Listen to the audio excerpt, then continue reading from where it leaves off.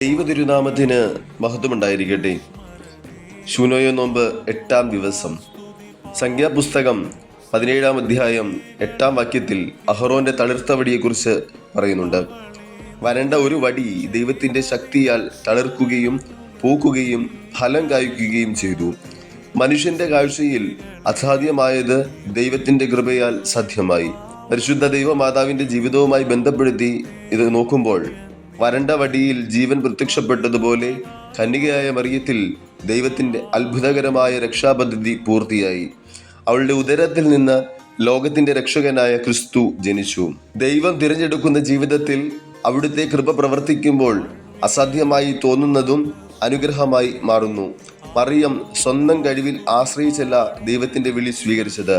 പൂർണ്ണമായ വിശ്വസ്തയോടെയും സമർപ്പണത്തോടെയും ദൈവത്തിന് കീഴടങ്ങിയാണ് ജീവിച്ചത്. നമ്മുടെ ജീവിതത്തിലും ചിലപ്പോൾ ഉണങ്ങിയതുപോലെ തോന്നാം, പ്രാർത്ഥനയ്ക്ക് ഫലമില്ലെന്ന് തോന്നാം, പ്രതീക്ഷകൾ നഷ്ടപ്പെടാം. എന്നാൽ അഹറോന്റെ വടി നമ്മെ ഓർമ്മിപ്പിക്കുന്നത് ദൈവത്തിന്റെ കൃപ സ്പർശിക്കുന്നിടത്ത് പുതിയ ജീവൻ മുളയ്ക്കും. ഈ നോമ്പിൽ നമ്മുടെ ജീവിതത്തിലെ വരണ്ട ഇടങ്ങൾ ദൈവത്തിന് സമർപ്പിക്കാം.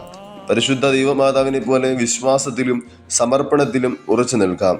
ദൈവം അനുഗ്രഹിക്കുന്ന സമയത്ത് നമ്മുടെ ജീവിതത്തിലും തളിരുകളും പൂക്കളും ഫലം നൽകും. ആയതിന് നമ്മെ ഓരോരുത്തരെയും ഇടയാക്കട്ടെ എന്ന് ആത്മാർത്ഥമായിട്ട് പ്രാർത്ഥിക്കുന്നു.